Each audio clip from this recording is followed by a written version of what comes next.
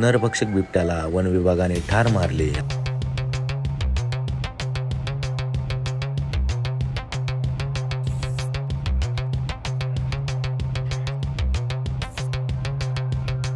दोन दिवसापूर्वी रोहन विलास बोंबे या 13 वर्षीय मुलाला बिबट्याने हल्ला करून ठार मारले होते।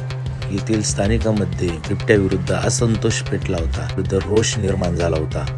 त्या बदल्यात त्यांनी वन विभागाची गाडीच पेटवून दिली होती आणि त्यानंतर पुणे नाशिक हायवे चक्का जाम करून आंदोलन करण्यात आले।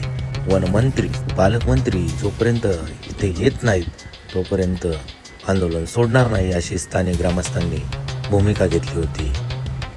जिल्हाधिकारी जितेंद्र डुड्डी यांनी या घटनास्थळाला भेट देऊन सगळे बिबटे पकडून वनतारा या ठिकाणी हलवणार असल्याची प्राथमिक माहिती दिलेली आहे। त्यानंतर बिबट्याला वन विभागाने रात्री 10:30च्या दरम्यान बिबट्याला ठार मारण्यात आले।